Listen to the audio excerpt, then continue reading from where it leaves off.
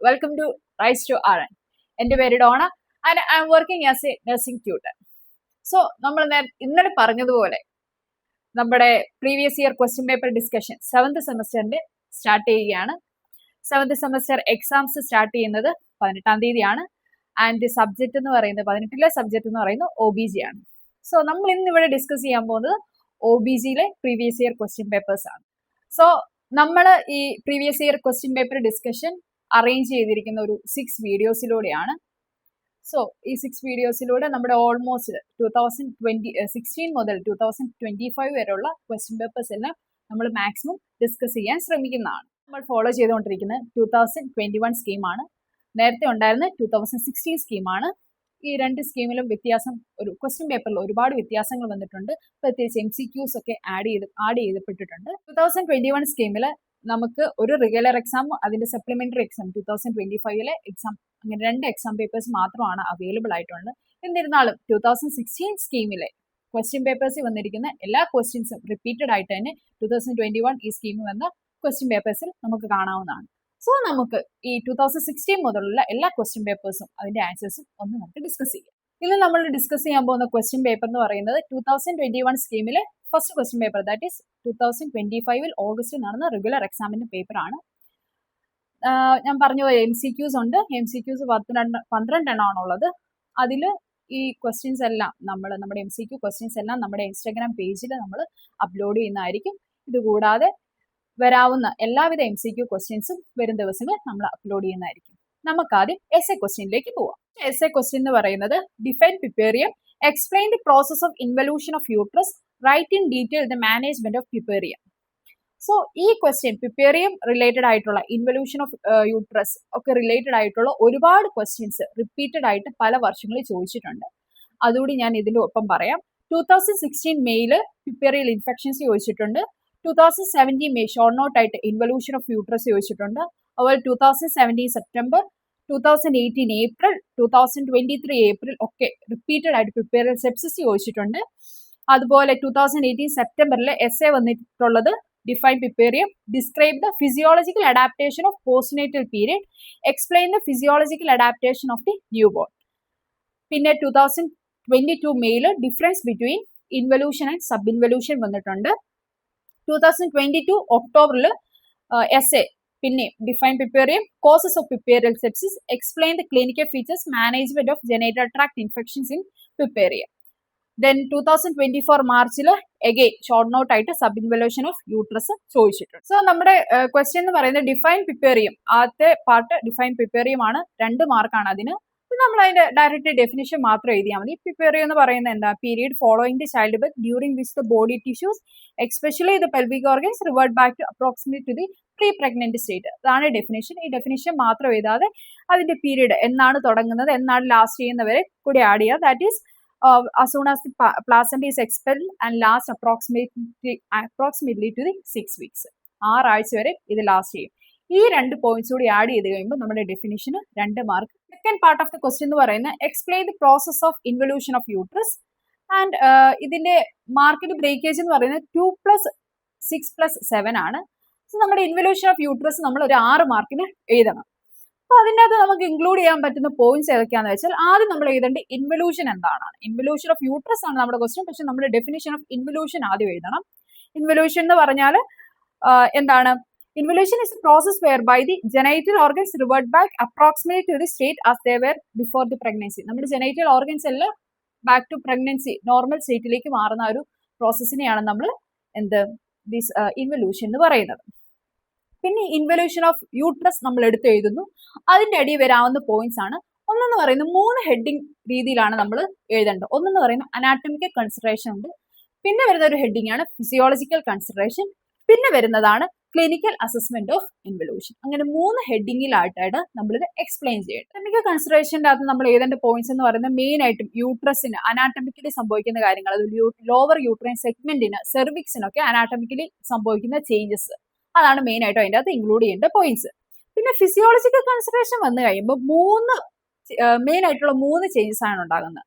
ഒന്നെന്ന് പറയുന്ന മസിൽസിന്, പിന്നെ ബ്ലഡ് വെസൽസിന്, പിന്നെ എൻഡോമെട്രിയത്തിന്. അങ്ങനെ ഈ 3 പാർട്സിനായിരിക്കും മെയിൻ ആയിട്ടും ചേഞ്ചസ് ഉണ്ടാകുന്നത്. ഇത് 3 കൃത്യമായിട്ട് നമ്മൾ എഴുതിയിരിക്കണം. സോ നെക്സ്റ്റ് വരുന്ന ഹെഡിങ് എന്ന് പറയുന്നത് clinical assessment of the involution ആണ്.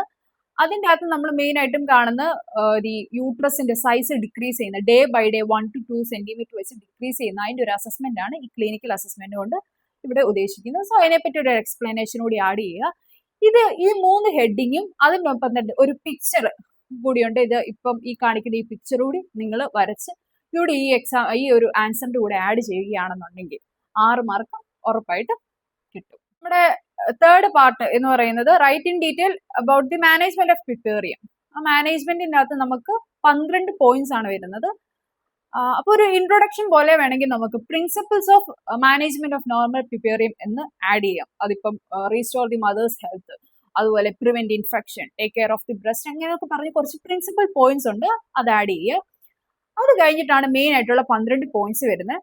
ഇതിനകത്ത് വരുന്ന പോയിന്റ്സ് എന്ന് പറയുന്നത് immediate attention like emotional support ഒക്കെ, റെസ്റ്റ് ആൻഡ് ആംബുലേഷന്റെ ഇമ്പോർട്ടൻസ് ഒക്കെ അതിൻ്റെ അകത്ത് എക്സ്പ്ലെയിൻ ചെയ്യുക. Hospital stay like vaginal delivery ഒക്കെ ആണെങ്കിൽ വിത്തിൻ 1-2 ദിവസത്തിനുള്ളിൽ തന്നെ പേഷ്യന്റിനെ ഡിസ്ചാർജ് ചെയ്യും. സോ അത് റിലേറ്റഡ് ആയിട്ടുള്ള കാര്യങ്ങൾ. പിന്നെ diet, high calorie, adequate protein, fat ഒക്കെ റിച്ച് ആയിട്ടുള്ള ഫുഡ്, അതിന്റെ ഡയറ്ററി ഇൻടേക്ക് കാര്യങ്ങളൊക്കെ. പിന്നെ കെയർ ഓഫ് ദി ബ്ലാഡറിന്റെ അകത്ത് മേ ബി ആഫ്റ്റർ എപ്പിസിയോട്ടമി കേട്ട പേഷ്യൻസിന് ബ്ലാഡർ യൂറിൻ പാസ് ചെയ്യാനൊക്കെ ഭയങ്കര ബുദ്ധിമുട്ടുണ്ടാവും. സോ അത് റിലേറ്റഡ് ആയിട്ടുള്ള മാനേജ്മെന്റ് കാര്യങ്ങളൊക്കെ. അതുപോലെ തന്നെ care of the bowel like constipation ഉണ്ടാവാനുള്ള ചാൻസ് കൂടുതലാണ്. Then adequate sleep, care of the vulva and episiotomy wound.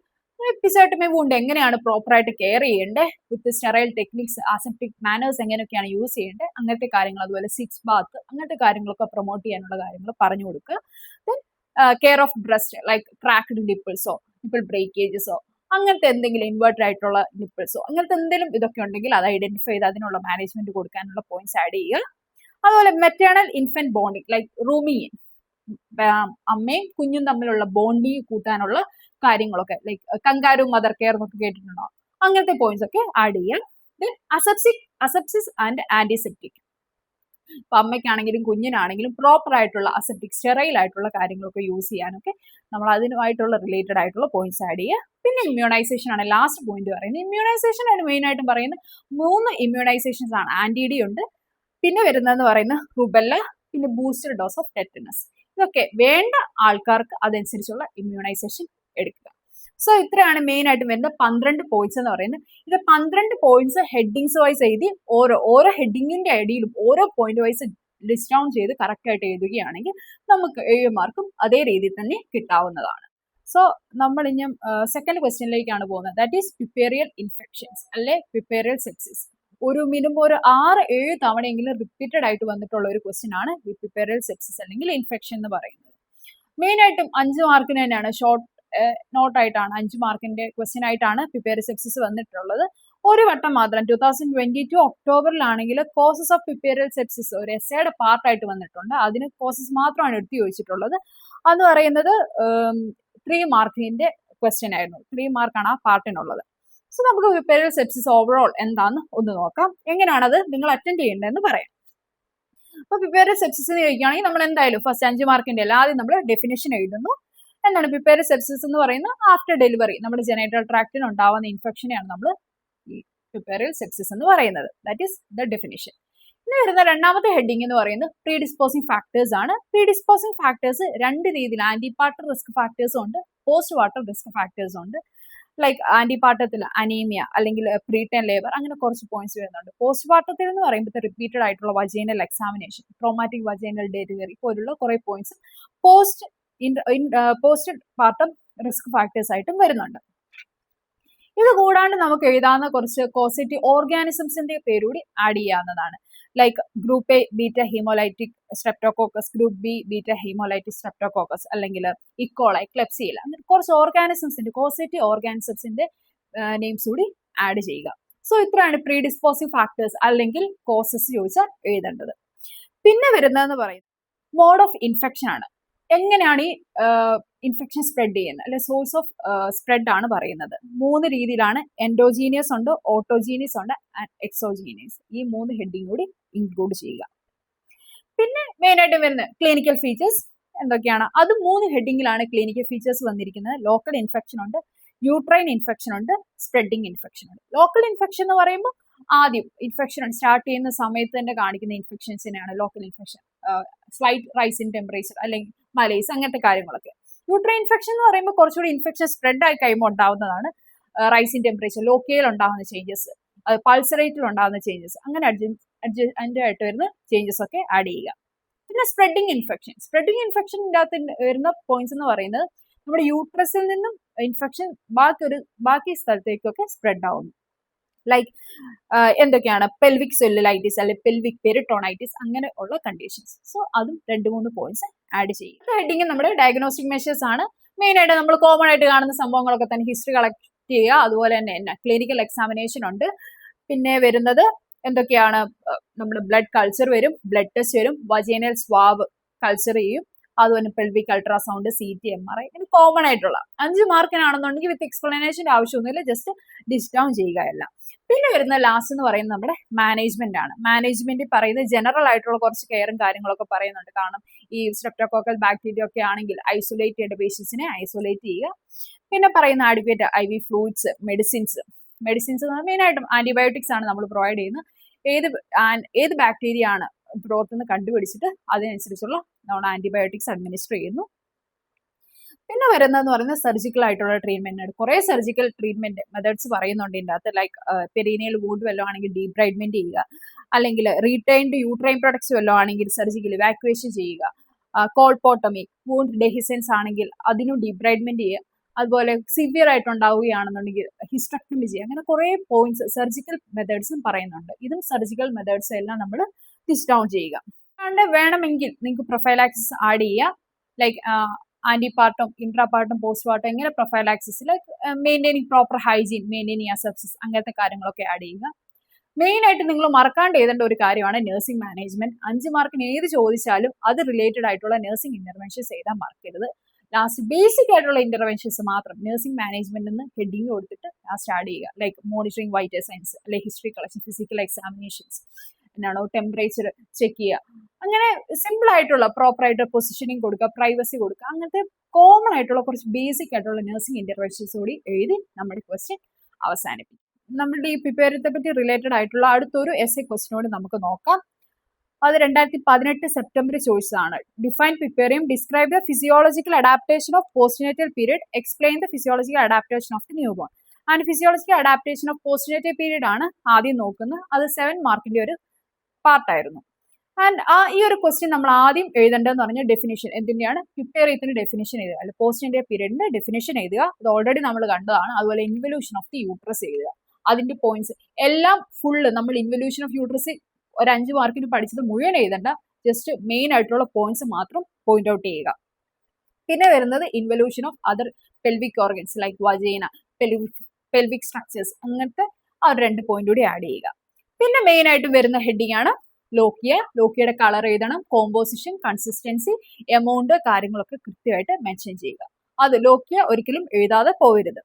പിന്നെ വരുന്നത് ജനറൽ ആയിട്ടുള്ള ഫിസിയോളജിക്കൽ ചേഞ്ചസ് ആണ്. നമ്മുടെ ജനറൽ ആയിട്ടുള്ള വൈറ്റൽ സയൻസ്, മീൻസ് ടെമ്പറേച്ചർ ഉണ്ടാകുന്ന വ്യത്യാസം, പൾസ് റേറ്റിനുണ്ടാകുന്ന, നമ്മുടെ റെസ്പിറേറ്ററി റേറ്റിനുണ്ടാകുന്ന വ്യത്യാസം, urinary tract, gastro intestinal tract, അതുപോലെ weight loss, fluid then blood values, ഇങ്ങനത്തെ കോമൺ ആയിട്ടുള്ള കുറേ ഫിസിയോളജിക്കൽ ചേഞ്ചസ് ഉണ്ടാകുന്നുണ്ട്. ഇതും കൂടിയെല്ലാം ആഡ് ചെയ്യുക. ഇത്ര ആഡ് ചെയ്യുമ്പോഴത്തേനും നമ്മുടെ 7 മാർക്കിനുള്ള കണ്ടന്റ് ആയി. സോ നമ്മുടെ 2025 7th സെമസ്റ്ററിന്റെ ക്വസ്റ്റ്യൻ പേപ്പറിലെ സെക്കൻഡ് ക്വസ്റ്റ്യനിലേക്കാണ് നമ്മൾ പോകുന്നത്. നമ്മൾ ഇത്ര നേരം റിലേറ്റഡ് ആയിട്ടുള്ള ക്വസ്റ്റ്യൻസ് ഡിസ്കസ് ചെയ്ത് അങ്ങ് പോയി. ഇനി നമ്മുടെ സെക്കൻഡ് മെയിൻ ക്വസ്റ്റ്യൻ ആണ് ഡിഫൈൻ പോസ്റ്റ് വാട്ടർ haemorrhage, discuss the causes of primary post വാട്ടർ haemorrhage, explain the management of true post വാട്ടർ ഹെമറേജ്. ഇത് റിപ്പീറ്റഡ് ആയിട്ട് കുറേ വട്ടം ചോദിച്ചിട്ടുള്ളതാണ് പോസ്റ്റ് വാട്ടർ ഹെമറേജ്. നിങ്ങൾ പോസ്റ്റ് വാട്ടർ ഹെമറേജ് പഠിക്കാണ്ട് എന്തായാലും പോകരുത്. 2024 സെപ്റ്റംബറിൽ essay ആയിട്ട് ചോദിച്ചിട്ടുണ്ട്. Same define causes management. അതുപോലെ തന്നെ 2017 സെപ്റ്റംബറിലും ചോദിച്ചിട്ടുണ്ട്. പിന്നെ 2023 ഏപ്രിൽ ചോദിച്ചിരിക്കുന്നത് ഡിഫൈൻ പ്രൈമറി സെക്കൻഡറി PPH, അതുപോലെ കോസസ് ആൻഡ് മാനേജ്മെന്റ് സെയിം. അതുപോലെ തന്നെ 2020 ഏപ്രിലും 2018 സെപ്റ്റംബറിലും ഒക്കെ ഒരു ഷോർട്ട് ആൻസർ ആയിട്ടാണ് ചോദിച്ചിരിക്കുന്നത്. ലൈക്ക് അക്ടോണിക് PPH എന്താ, അല്ലെങ്കിൽ കോസസ് ഓഫ് PPH എന്താ. എന്തായാലും PPH നമ്മൾ കറക്റ്റ് ആയിട്ട് അറിഞ്ഞു. ഡിഫൈൻ പോസ്റ്റ് വാട്ടർ ഹെമറേജ് നമ്മുടെ മാർക്ക് ബ്രേക്ക് ഡൗൺ വരുന്നത് 2+6+7 ആണ്. ഡിഫിനേഷൻ 2 മാർക്കേ ഉള്ളൂ. സോ കറക്റ്റ് ആയിട്ടുള്ള നമ്മൾ ടെക്സ്റ്റ് പഠിച്ചിരിക്കുന്ന ഡെഫിനിഷൻ അതേപടി തന്നെ നമ്മൾ എഴുതി വെക്കുക. പിന്നെ വരുന്ന causes of the primary post വാട്ടർ ഹെമറേജ് പറഞ്ഞോളെ 6 മാർക്കാണ് കോസസ് വരുന്നത്. അതുകൂടാണ്ട് 5 മാർക്കിന് കോസസ് മാത്രം എടുത്ത് ചോദിച്ച എക്സാംസും ഉണ്ട്. അതുകൊണ്ടാണ് കോസസ് നമ്മൾ 4 Tയിലാണ് പറയുന്നത്: tone, tissue, trauma and thrombi. So ആ ഓരോ ഹെഡിങ്ങിന് അടിയിൽ വരുന്ന എല്ലാവിധ കോസസും കറക്റ്റായിട്ട് പഠിച്ചിരിക്കുക. കോസസ് കറക്റ്റായിട്ട് പഠിച്ചിരിക്കണം, കാരണം കോസസ് മാത്രം എടുത്ത് ചോദിക്കാൻ ചാൻസ് ഉണ്ട്. പിന്നെ വരുന്ന നമ്മുടെ മെയിൻ ആയിട്ട് ചോദിച്ചിരിക്കുന്നത് മാനേജ്മെന്റ് ഓഫ് ട്രൂ പോസ്റ്റ് വാട്ടർ ഹെമറേജ് ആണ് ക്വസ്റ്റ്യൻ. നമുക്ക് മാനേജ്മെന്റ് ഓഫ് ഹെമറേജ് എന്ന് ചോദിച്ചാൽ, പോസ്റ്റ് വാട്ടർ ഹെമറേജ് എന്ന് ചോദിച്ചാൽ നമ്മൾ രണ്ടും ട്രൂ പോസ്റ്റ് വാട്ടർ ഹെമറേജിന്റെ മാനേജ്മെന്റ് എഴുതണം, അതുപോലെ തന്നെ തേർഡ് സ്റ്റേജ് ബ്ലീഡിങ്ങിന്റെ മാനേജ്മെന്റ് എഴുതണം. നമ്മളോട് ഈ ഒരു ക്വസ്റ്റ്യനിൽ എടുത്ത് ചോദിച്ചിട്ടുണ്ട് ട്രൂ പോസ്റ്റ് വാട്ടർ ഹെമറേജിന്റെ മാനേജ്മെന്റ് ആണ് എഴുതേണ്ടത്. സോ അത് മാത്രം നമ്മൾ ഇതിൻ്റെ അകത്ത് എഴുതിയാൽ മതി. അതിനകത്ത് വരുന്ന 2 മെയിൻ ഹെഡിങ്ങുകളാണ് വരുന്നത്. ഇമ്മീഡിയറ്റ് മാനേജ്മെന്റ് ഉണ്ട്, ആക്ച്വൽ മാനേജ്മെന്റും ആണ്. ഇമ്മീഡിയറ്റ് മാനേജ്മെന്റിൽ നമ്മൾ കോമൺ ആയിട്ടും കോൾ ഫോർ ഹെൽപ്പ്, ഒരു എമർജൻസി, മെഡിക്കൽ എമർജൻസി പോലെയാണ് ഇത് കൺസിഡർ ചെയ്യുന്നത്. സോ കോൾ ഫോർ ഹെൽപ്പ്, അതുപോലെ തന്നെ IV കാനലൈസേഷൻ, അങ്ങനത്തെ ബേസിക് ആയിട്ടുള്ള മാനേജ്മെന്റ് ഒക്കെയാണ് ഇമ്മീഡിയറ്റ് മാനേജ്മെന്റിന്റെ അത് വരുന്നത്.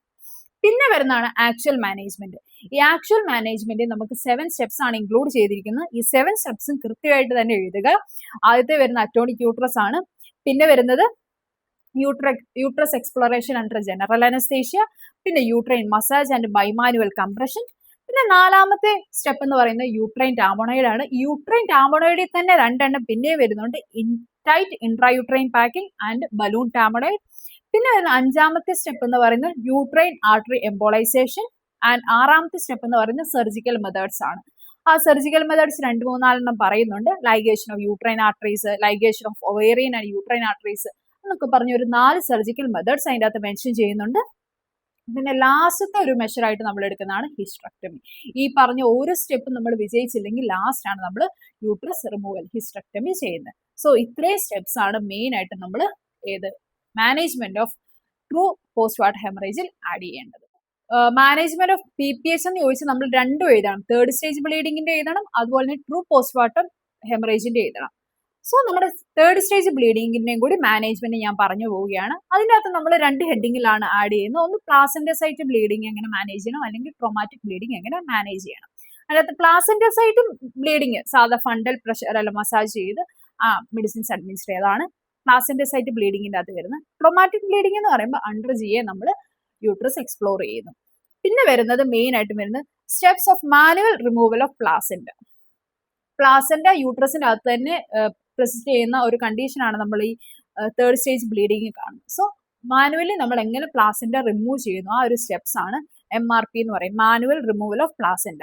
അത് നമുക്ക് 7 സ്റ്റെപ്സ് ആണ് ടോട്ടൽ ഉള്ളത്. ആ സ്റ്റെപ്സ് കറക്റ്റ് ആയിട്ട് പഠിക്കും. സ്റ്റെപ്സ് മാത്രം നമ്മൾ അറിഞ്ഞിരുന്നാൽ മതി. അതിന്റെ കോംപ്ലിക്കേഷൻസോ അതിന്റെ ഡിഫിക്കൽട്ടീസ് കാര്യങ്ങൾ അങ്ങനെ അഡ്വാൻറ്റേജസോ അങ്ങനത്തെ കാര്യങ്ങളൊന്നും നമ്മൾ നോക്കാൻ നിൽക്കേണ്ട. നമ്മൾ കറക്റ്റ് ആയിട്ടുള്ള ആ 7 സ്റ്റെപ്സ് കറക്റ്റ് എങ്ങനെയാണോ ചെയ്യുന്നത് അത് കൃത്യമായിട്ട് അറിഞ്ഞിരിക്കുക. ഇത് ആഡ് ചെയ്താൽ നമ്മുടെ തേർഡ് സ്റ്റേജ് ബ്ലീഡിങ്ങിന്റെ മാനേജ്മെന്റുമായി. സോ നമ്മുടെ 2 essays നമ്മൾ അത് റിലേറ്റഡ് ആയിട്ടുള്ള ക്വസ്റ്റ്യൻസും ഡിസ്കസ് ചെയ്തു. ഇനി നമ്മൾ ഷോർട്ട് നോട്ട്സിലേക്ക് കടക്കുകയാണ്. 5 മാർക്കാണ് ഷോർട്ട് നോട്ട്സിന് വരുന്നത്.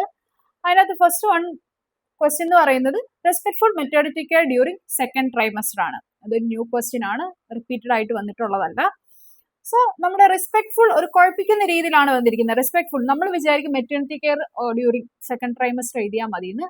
ബട്ട് അല്ല, റെസ്പെക്ട്ഫുൾ മെറ്റേണിറ്റി കെയർ എന്ന് പറയുമ്പോൾ കുറച്ചുകൂടി ക്ലിനിക്കൽ സൈഡ് അല്ല അവർ ഉദ്ദേശിക്കുന്നത്, കുറച്ച് ബിഹേവിയർ ആൻഡ് എത്തിക്കൽ ആയിട്ടുള്ള കാര്യങ്ങളാണ് നമ്മൾ അതിൻ്റെ അകത്ത് ഇൻക്ലൂഡ് ചെയ്യുന്നത്. നമുക്കൊരു ഡെഫിനിഷൻ പോലെ കൊടുക്കാം.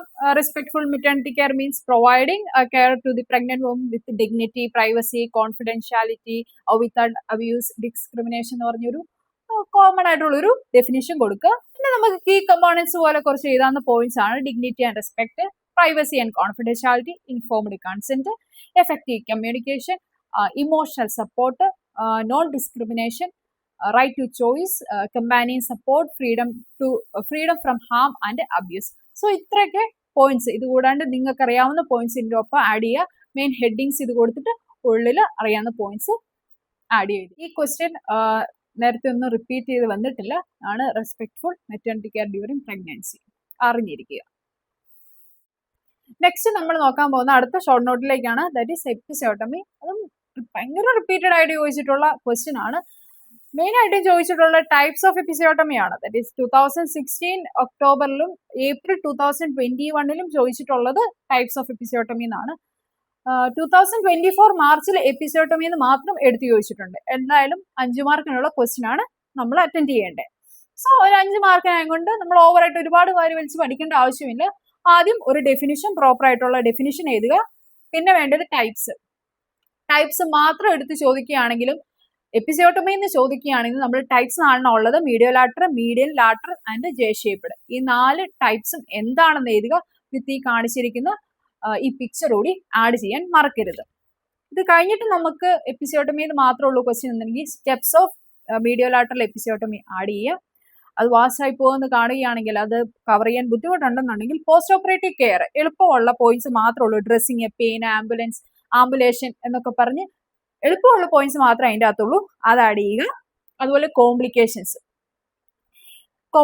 അല്ലെങ്കിൽ ഇമ്മീഡിയറ്റ് കോംപ്ലിക്കേഷൻ ഉണ്ട്, റിമോട്ട് കോംപ്ലിക്കേഷൻസ് ഉണ്ട്. ആ കോംപ്ലിക്കേഷൻസും ആഡ് ചെയ്യുക. ലാസ്റ്റ് ഞാൻ പറഞ്ഞ പോലെ ഏത് ക്വസ്റ്റ്യൻ ആണെങ്കിലും ലാസ്റ്റ് നമ്മുടെ നഴ്സിംഗ് ഇന്റർവെൻഷൻസ് ആഡ് ചെയ്യാൻ മറക്കാതിരിക്കുക. 5 മാർക്കിനാണ് ഈ വർഷങ്ങളിലൊക്കെ എപ്പിസിയോട്ടമി വന്നതെങ്കിലും ഇനി ഇൻ കേസ് 10 മാർക്കിന് വരികയാണെങ്കിൽ നമ്മൾ അതും എഴുതാൻ അറിഞ്ഞിരിക്കണം. അപ്പോൾ നമുക്ക് ആഡ് ചെയ്യാൻ പറ്റുന്ന സംഭവമാണ് സ്റ്റെപ്സ് ഓഫ് മീഡിയോലാറ്ററൽ എപ്പിസിയോട്ടമി. ആ സ്റ്റെപ്സും എങ്ങനെയാണ് ഈ എപ്പിസിയോട്ടമി ഇടുന്നതെന്ന് സ്റ്റെപ്സും ഒന്ന് കൃത്യമായിട്ട് അറിഞ്ഞിരിക്കുക. മറക്കാതെ പിക്ചറും വരച്ച് പഠിക്കുക. നമ്മുടെ നെക്സ്റ്റ് ഷോർട്ട് ആൻസർ ക്വസ്റ്റ്യനിലേക്ക് പോവുകയാണ്. That is causes of breast engorgement. അതാണ് 2025 ചോദിച്ചിരിക്കുന്ന ക്വസ്റ്റ്യൻ. ആൻഡ് 2019 സെപ്റ്റംബറിൽ ബ്രസ്റ്റ് കോംപ്ലിക്കേഷൻസ് ഡ്യൂറിങ് പിപ്പേറിയം എടുത്ത് ചോദിച്ചിട്ടുണ്ട്. സോ ഇതൊരു റിപ്പീറ്റഡ് ക്വസ്റ്റ്യൻ തന്നെയാണ്. സോ കോസസ് ഓഫ് ബ്രസ്റ്റ് എൻകോറേജ്മെന്റ് മെയിനായിട്ട് നമ്മൾ കോസസ് ചെയ്യുമ്പോൾ കോസസ് മാത്രം മെൻഷൻ ചെയ്യാതെ നമ്മൾ ആദ്യം എന്താ ബ്രസ്റ്റ് എൻകോറേജ്മെന്റിന്റെ ഡെഫിനിഷൻ കറക്റ്റ് ആയിട്ട് എഴുതുക. Painful or filling of breast with milk, അതാണ് ബ്രസ്റ്റ് എൻകോറേജ്മെന്റ് എന്ന് പറയുന്നത് സിമ്പിൾ ഡെഫിനിഷൻ. പിന്നെ നമ്മളോട് ചോദിച്ചിരിക്കുന്ന കോസസ് മെയിനായിട്ട് ലിസ്റ്റ് ഡൗൺ ചെയ്യുക. കോസസ് ഏതൊക്കെയാണ്? Delayed initiation of breast feeding, infrequent feeding, poor latch or ineffective suckling, sudden increase in milk production, restriction of breast feeding, then maternal factors like എന്തെങ്കിലും ഫറ്റീഗോ, സ്ട്രെസ്സോ, poor സ്ലീപ്പോ, അങ്ങനത്തെ കാര്യങ്ങളൊക്കെ. Then use of supplements or bottle feeding, tight clothing, pressure of breast like നമ്മൾ tight ആയിട്ടുള്ള clothing ഒക്കെയാണ് use ചെയ്യുന്നുണ്ടെങ്കിൽ. Then early weaning or sudden cessation like നമ്മുടെ ബേബീസിന്റെ ഫീഡിങ് പെട്ടെന്ന് സ്റ്റോപ്പ് ചെയ്യുകയാണെങ്കിലും ബ്രസ്റ്റ് എൻകോറേജ്മെന്റ് ഉണ്ടാകാം. സോ കോസസ് നമ്മൾ മെൻഷൻ ചെയ്യുക. വിത്ത് എക്സ്പ്ലനേഷനോട് കൂടി തന്നെ കോസസ് എഴുതുക. അതിനുശേഷം ഇതിന്റെ ബ്രസ്റ്റ് എൻകോറേജ്മെന്റിനെ മാനേജ്മെന്റും കൂടി ആഡ് ചെയ്യുക. അതുകൂടാണ്ട് നമ്മൾ പറഞ്ഞു ബ്രസ്റ്റ് കോംപ്ലിക്കേഷൻസ് എന്നൊരു ക്വസ്റ്റ്യനും കൂടി ചോദിച്ചിട്ടുണ്ട്. അതിൻ്റെ അകത്ത് വരുന്ന പോയിന്റ്സ് ആണ് മെയിനായിട്ടും ബ്രസ്റ്റ് എൻകോറേജ്മെന്റ് ഉണ്ട്, cracked and retracted nipples, acute mastitis, then breast abscissa and inadequate milk production. So ഇത്രയാണ് മെയിനായിട്ടും വരുന്ന ബ്രസ്റ്റ് കോംപ്ലിക്കേഷൻ എന്ന് പറയുന്നത്. സോ ഈ കണ്ടീഷനും ഇതിൻ്റെ അകത്ത് മെൻഷൻ ചെയ്ത് എക്സ്പ്ലനേഷൻസ് ആഡ് ചെയ്യുക. സോ നമ്മുടെ ലാസ്റ്റ് ഷോർട്ട് ആൻസർ ക്വസ്റ്റ്യൻ എന്ന് പറയുന്നത് management of baby with physiological jaundice. അത് റിപ്പീറ്റഡ് ആയിട്ടുള്ള ക്വസ്റ്റ്യൻ തന്നെയാണ്. 2023 സെപ്റ്റംബറിൽ ക്വസ്റ്റ്യൻ പേപ്പറിൽ explain the management of jaundice in new born same വന്നിട്ടുണ്ട്. അതുപോലെ തന്നെ minor disorders of new bone അത് 3 വട്ടം വന്നിട്ടുണ്ട്. 2017 സെപ്റ്റംബറിലും 2021 ഏപ്രിൽ ആൻഡ് 2022 മെയിലും ഈ ക്വസ്റ്റ്യൻ വന്നിട്ടുണ്ട്. സോ നമുക്ക് ആദ്യം ഏതാണ് management of baby with physiological jaundice കാണുക. ഡെഫിനിഷൻ കൊടുക്കുക. ഹൈപ്പർബിലിറൂബിനേമിയ അല്ലെങ്കിൽ ജോണ്ടിസിന്റെ കറക്റ്റ് ആയിട്ടുള്ള ഡെഫിനിഷൻ എഴുതുക. അതിനുശേഷം സിംറ്റംസ് എഴുതുക. അതിനുശേഷം മാത്രം നമ്മൾ മാനേജ്മെന്റിലേക്ക് കടക്കുക. മാനേജ്മെന്റ് ഓഫ് ജോണ്ടിസിൽ മെയിൻ ആയിട്ട് രണ്ട് കാര്യങ്ങളാണ് പറയുന്നത്. ഒന്നെന്ന് പറയുന്നത് നമ്മുടെ ഫോട്ടോതെറാപ്പി, രണ്ടെന്ന് പറയുന്നത് എക്സ്ചേഞ്ച് ട്രാൻസ്ഫ്യൂഷൻ. സോ ഫോട്ടോതെറാപ്പിയുടെ എൻറ്റയർ പ്രൊസീജിയർ പ്രോപ്പറായിട്ട് എഴുതുക. അതുപോലെ തന്നെ എക്സ്ചേഞ്ച് ട്രാൻസ്ഫ്യൂഷൻ്റെ ഫോട്ടോതെറാപ്പിയുടെ ആ പ്രോസസ്സിന്റെ പിക്ചർ വേണമെങ്കിൽ ഈ പിക്ചർ ആഡ് ചെയ്യാവുന്നതാണ്. സോ ഇത് എഴുതി കഴിയുമ്പോൾ നമ്മുടെ management of baby with physiological jaundice 5 mark കിട്ടും. സോ അതിൻ്റെ ഒപ്പം തന്നെ ഞാൻ പറഞ്ഞു റിപ്പീറ്റഡ് ആയിട്ട് 3 വട്ടം ചോദിച്ചിട്ടുള്ള ഒരു ക്വസ്റ്റ്യൻ ആണ് minor disorders of new bone എന്ന് പറയുന്നത്. സോ അതിൻ്റെ അകത്ത് minor disorders of new bone എന്ന് എഴുതിയിട്ട് അതിൻ്റെ ഒരു ഡെഫിനിഷൻ പോലെ കൊടുക്കുക. എന്ന് വെച്ചാൽ കോമൺ സെൽഫ് ലിമിറ്റിംഗ് ആയിട്ടുള്ള കണ്ടീഷനെയാണ് നമ്മൾ മൈനർ ഡിസോർഡേഴ്സ് എന്നുകൊണ്ട് ഇവിടെ ഉദ്ദേശിക്കുന്നത്. അതിൻ്റെ അകത്ത് വരുന്ന ഓരോ ടൈപ്സ് ഓഫ് ഡിസോർഡേഴ്സ് എന്ന് പറയുന്നത് നമ്മൾ ആദ്യം പറഞ്ഞ് ഇപ്പോൾ ഡിസ്കസ് ചെയ്ത ഫിസിയോളജിക്കൽ ജോണ്ടിസ്, പിന്നെ regurgitation and vomiting, constipation, milia, erythema toxicum, diaper rashes, oral thrush, sticky eyes, breast engorgement in babies, umbilical problems etcetera. ഇങ്ങനത്തെയാണ് കോമൺ ആയിട്ടും കാണുന്ന മൈനർ ഡിസോർഡേഴ്സ്. ഈ മൈനർ ഡിസോർഡേഴ്സിനൊന്നും പ്രത്യേകിച്ച് റിവേഴ്സീവ് ആയിട്ടുള്ള ട്രീറ്റ്മെന്റോ കാര്യങ്ങളോ ഒന്നും എടുക്കേണ്ട ആവശ്യമില്ല. അതുകൊണ്ടാണ് ഇത് മൈനർ ഡിസോർഡേഴ്സ് എന്ന് കൺസിഡർ ചെയ്യുന്നത്. സോ ഇതാണ് 5 മാർക്കിനുള്ള minor disorders of new born എന്നതിന്റെ ആൻസർ. സോ നമുക്കിനി കാണാനുള്ള ഡിഫറൻസ് ബിറ്റ്വീൻ ആണ്. ഡിഫറൻസ് ബിറ്റ്വീൻ എല്ലാ ചാപ്റ്റേഴ്സിലെയും ഡിഫറൻസ് ബിറ്റ്വീൻ ഒരു ഫുൾ വീഡിയോസ് ആയിട്ട് നമ്മൾ ചെയ്യുന്നതായിരിക്കും. പിന്നെ MCQ ഞാൻ പറഞ്ഞ പോലെ തന്നെ നമ്മുടെ ഇൻസ്റ്റാഗ്രാം പേജിൽ നാളെ മുതൽ പോസ്റ്റ് ചെയ്യുന്നതായിരിക്കും. നിങ്ങൾക്കത് നോക്കാവുന്നതാണ്. സോ ഇതാണ് നമ്മുടെ ഇന്നത്തെ വീഡിയോ. നിങ്ങൾ എല്ലാവരും നമ്മുടെ ചാനൽ സബ്സ്ക്രൈബ് ചെയ്യുക. അതുപോലെ തന്നെ 7th സെമസ്റ്റർ എക്സാംസിനായിട്ട് തയ്യാറെടുക്കുന്ന എല്ലാ നിങ്ങളുടെ ഫ്രണ്ട്സിനും മാക്സിമം ഷെയർ ചെയ്യുക. നിങ്ങൾക്കിത് നല്ല രീതിയിൽ ഉപകാരപ്പെടുമെന്ന് ഞാൻ വിശ്വസിക്കുന്നു. സോ നാളെ കാണാം.